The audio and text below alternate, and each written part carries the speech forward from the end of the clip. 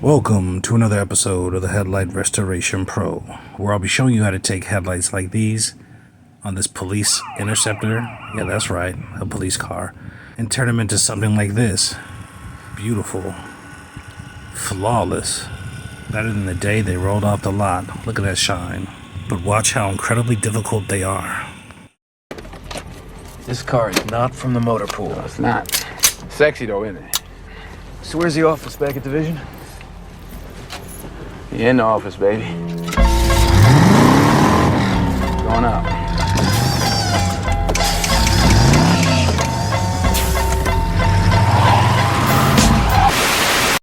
Let's get down to business. Notice the cage you just saw there, and the cage in the back, and the computer docs and paperwork and stuff like that.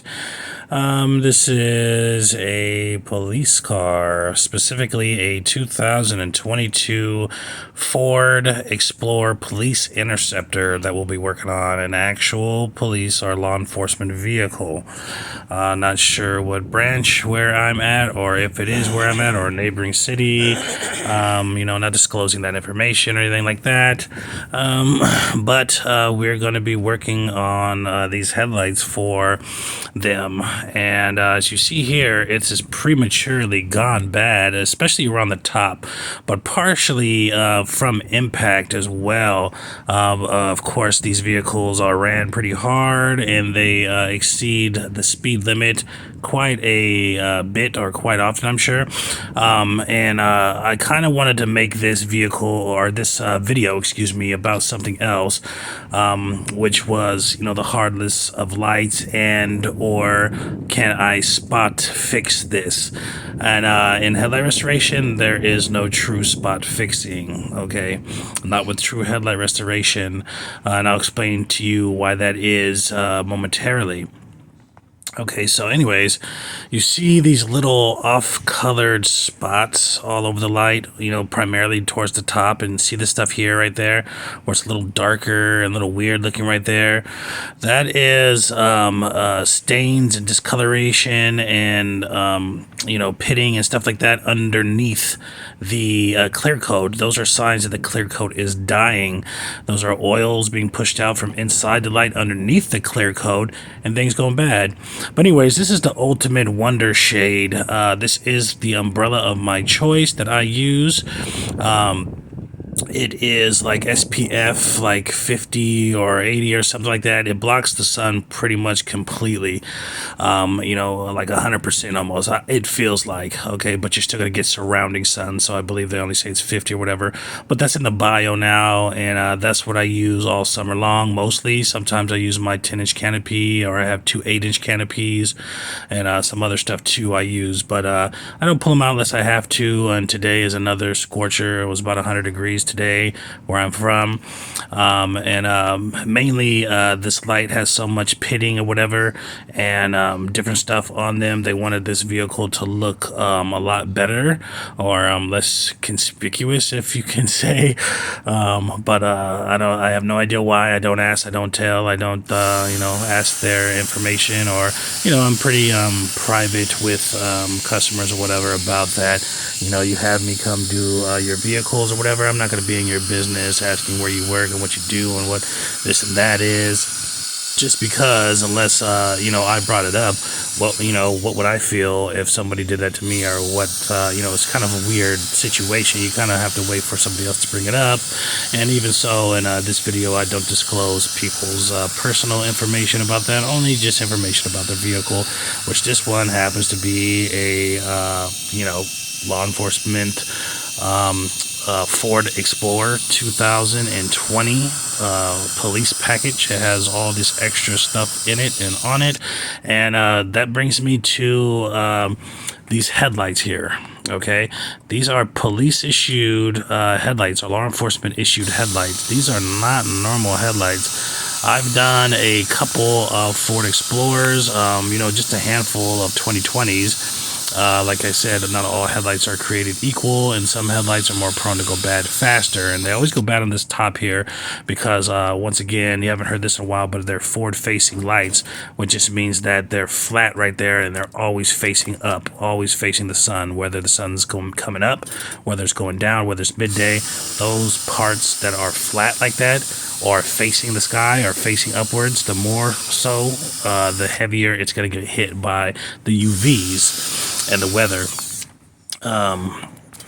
These particular lights are a bit different than the normal ones, okay? Just like everything on this vehicle, it is made a little bit different. It's not made quite for civilian use. It's made for law enforcement, so everything about this vehicle that's put on here damn near is some sort of heavy duty. Ford makes these, they build these contracts beforehand, just like the old, with the old police vehicles from different genres and whatnot. They specifically get these contracts and build these vehicles for these law enforcement or law enforcement agencies around the world, but specifically the United States. But anyhow, these have what is referred to as police package, and when you look these lights up, these are the police package standard issue headlights, or the heavy duty headlights, shall I say. They're not the standard issue for the Ford Explorer.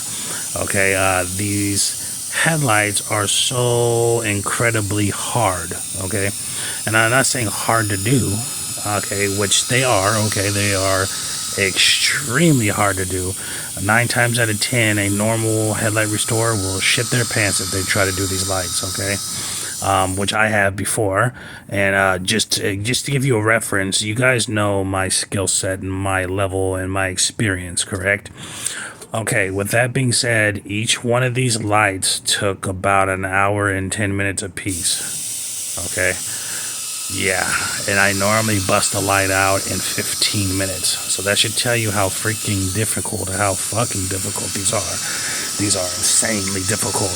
They're probably the most difficult light that you can probably even think about doing.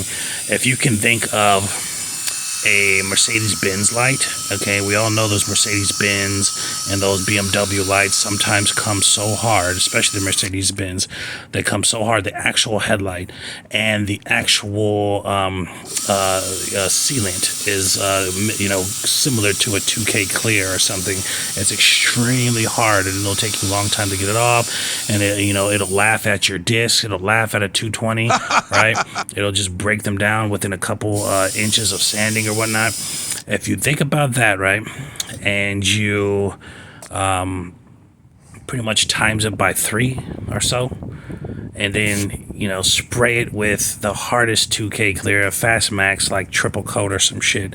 This is it's so beyond. I'm just trying to give you a metaphor to how difficult these lights are, okay? So I've tried different ones here. I'm not going to quite keep up with every one that I used on this beginning half, okay? I'm just going to give you the total at the end of the whole vehicle, okay? This side and that side, to give you an idea of how difficult it was to get this off, okay? I'm even going to give you a battery usage, because the more you grind, the more vigorous you're using your tool, the more energy you use, and you start killing off batteries, okay? So I'm going to give you that total towards the end. But as you see here, I played around with 500 there a minute ago, and doing 220s and whatnot, and tried a 320. This is 220s. They're so difficult and so hard. Not just the light, like I said, but the clear coat on here is incredibly hard.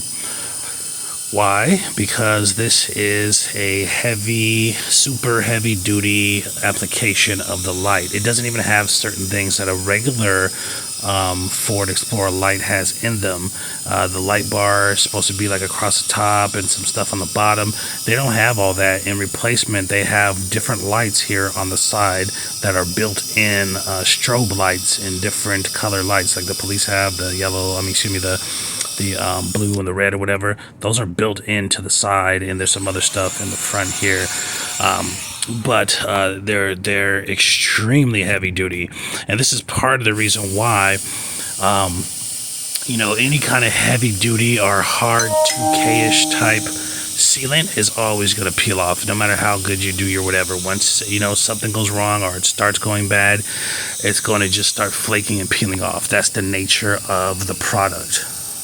And although this factory this factory clear coat is not 2K clear, it mimics the hardest 2K clear. Okay, and they do this in a effort to make these lights, as tough as possible. They're not really thinking about the longevity of the vehicle. They're not really thinking about the longevity of the headlight, or somebody who has to restore this shit when it goes fucked up, right? When it goes bad, all right? They're not thinking about anything like that, They're just thinking about that first initial, couple years or whatever. In this case, 2 years, okay?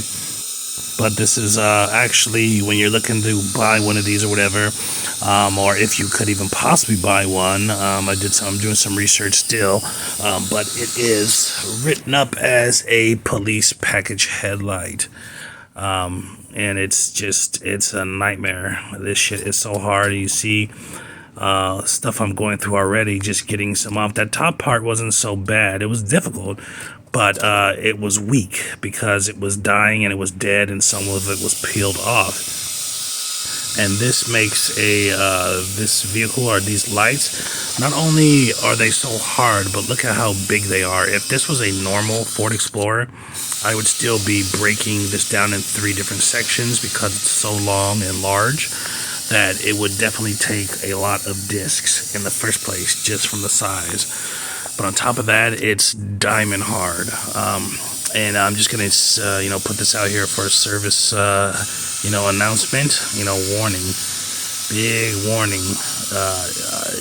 Do not do this light unless you know you're ready. If you have any kind of aversion to doing, Mercedes or hard lights, Kias, Kia Optimum lights or anything like that, and those kind of mess with you, do not try this. Those are like crocodiles or whatever. This shit here is like motherfucking God. Like I'm telling you, do not do these lights, okay? These are the worst and the hardest lights I've ever done, far as difficult level, and once again as how hard they are. And we'll continue to go into this as well. But as I said, each side of this took about an hour and 10 minutes. So with the interest of your time, I'm just going to be fast forwarding here pretty soon, just to, let you guys see it in a faster pace to see how crazy it got. And also you're going to be seeing me doing some stuff that you've never seen me do before. And that will be coming up, and I'll show you, and you will be surprised, and I'll instruct you on what you can benefit by knowing about this. Primarily, that will be different sanding methods, okay? You're going to see a lot of crazy stuff here, and if you haven't been paying attention, I've already used probably about, the first P500 to test the waters. I've already used, one battery. I'm on the second battery, my biggest battery. I've already used probably like, 3 or 4 P220s. And it's just going to go on and on. This is a slow fast forward to knock off about 20 minutes of this, and it's going to go to the end. Not to the end, but until, I'm ready to show you something slow, which is going to be the polishing stage. So don't freak out. I'm going to total up and show you everything I have used on this entire vehicle.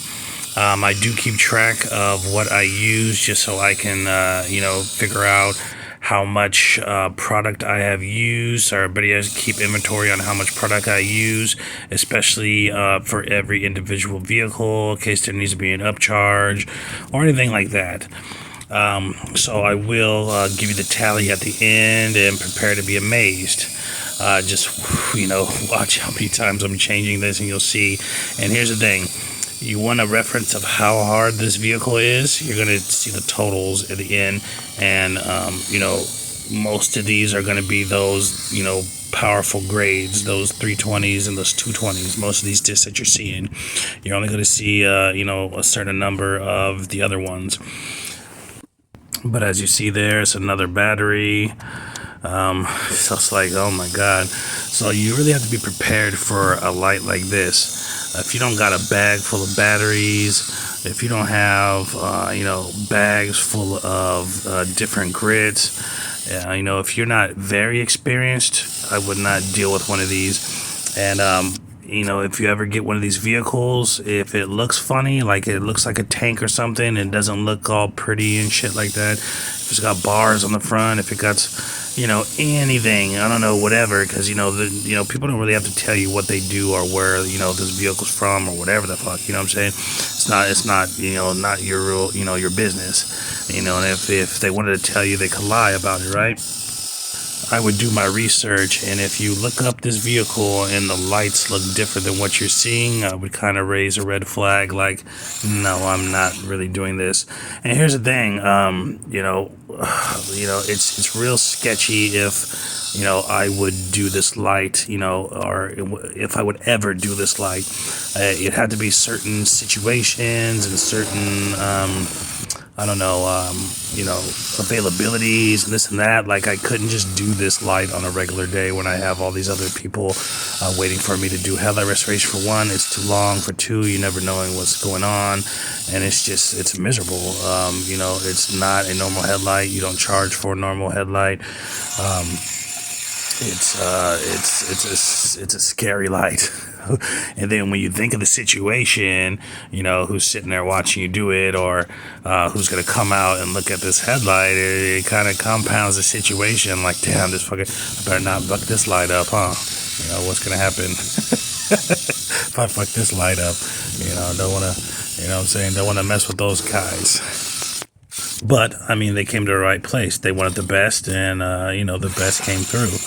And I'm not saying, you should always work yourself up to, knowing your worth, or knowing your level, or knowing who you are.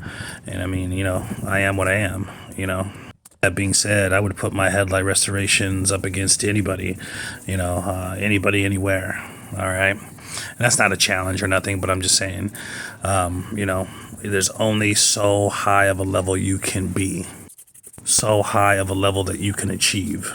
In headlight restoration, as far as look and aesthetics and clarity and health and function and longevity, like, all of my shit is, above the board and beyond. Okay, some people might have longevity on their headlights, but the clarity is shit. Or they might have clarity, but their health is just shit because they just ceramic coated it, which is too fucking light for a headlight. You're gonna have all kind of pitting like this light had. Which two main ways for pitting is too thin of a layer, and not springy enough, or basically too hard of a layer. Okay, so two major ways of developing a heavy pitted light. But anyhow, usually people's stuff is lacking somewhat. This is above the board. This method in my skill set is above the board, and my mind frame for it is above the board.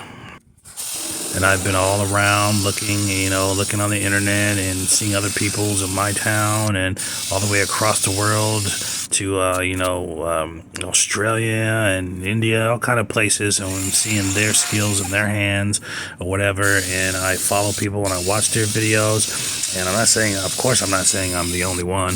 There's cats on my level, okay, are up there with me. But like far as my stuff goes, it's top notch. It's the top notch. And most of those guys that are up there with me have altered their headlight restoration somewhat and have picked up things from my videos. And I know it and I can see it because I've watched their evolution. They don't know I watched them too since I started, or since they started after me. Okay.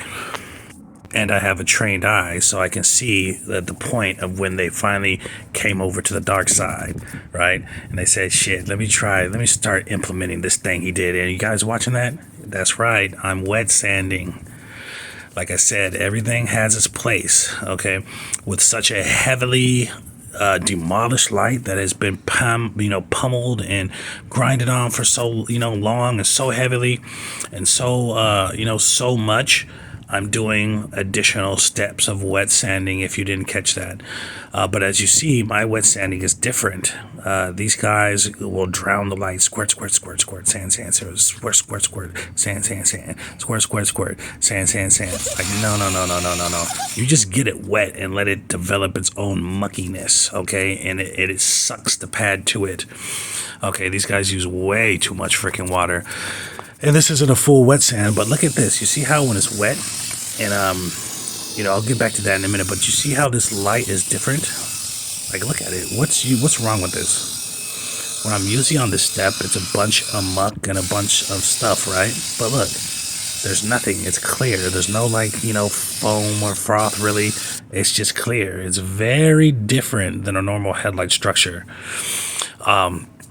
But anyhow, the proper way to wet sand, I might show you guys that someday. That's how I started. That's the training wheel method of headlight restoration. Some people swear by it, and I'm not talking shit. But really, wet sanding is a training wheel method of sanding headlights. Okay. It is meant to be a finishing touch. If you look it up on Google, I shit you not, you guys Google something like, do I wet sand first or dry sand? Or if you ask it, what order operations is sanding, or something, anything about dry sanding or wet sanding, okay, you just have to word it a certain different ways, and it'll tell you 9 times out of 10, you dry sand first. If you have heavy removal, you dry sand first and then finish wet sanding. And it'll tell you wet sanding is a delicate, lighter version of sanding. So in a sense, if you want to think about it really, wet sanding is cutting down the sanding ability of the sanding disc about anywhere between 50%, cutting it down 50% or 75%. So you're either left with 25% of sanding power or 50% sanding power. The what gauges that is how much water you use. If you're using a shitload of water, you're cutting your sanding ability down about 75%. Okay, so you're using that 25% of whatever sandpaper you're using. So, if you do light water like I did, where it develops like a suction adherence to the front of the headlight or the surface of the headlight, in a muck, okay, you're getting about 50%. And then when you're at the stage where all the stuff is removed and you've already done your dry sanding, it doesn't take much pressure. And it doesn't take much water, okay? It just sucks right to the headlight. It doesn't take much speed. You don't gotta go fast with your hand or nothing like that. You just kind of let it move. You saw how I kind of went slow or whatnot. But that is the true way to wet sand, okay?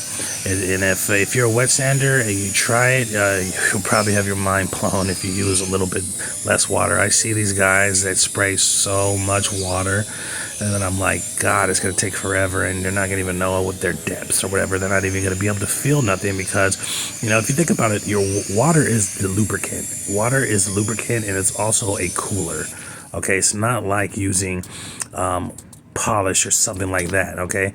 It's a lubricant, okay? It's a cooler. It cools stuff off, okay? But anyways, using this 3M again. Of course, I'm not playing around with no experimentation on this shit. I want this one done, and I want it done right. So I'm using the 3M. I pulled out the big guns, okay, on this light. And look at how, and like I said, this light will show you a lot about itself. Look how shiny it is already and how reflective it is already. And I haven't even sprayed anything on it. And it is really, really shiny and reflective already. But yeah, with that wet sand, I just wanted to get an extra fine layer of sanding in there. That's what wet sanding is, an extra fine layer.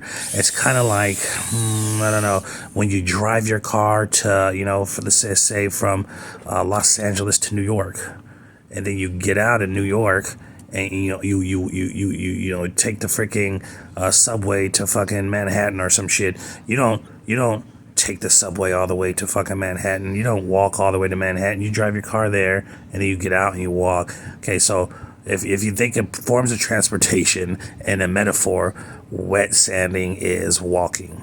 Okay, you don't want to take that shit everywhere. You don't want to. You can't walk to Hawaii. You know what I'm saying? You gotta fly. You know what I'm saying?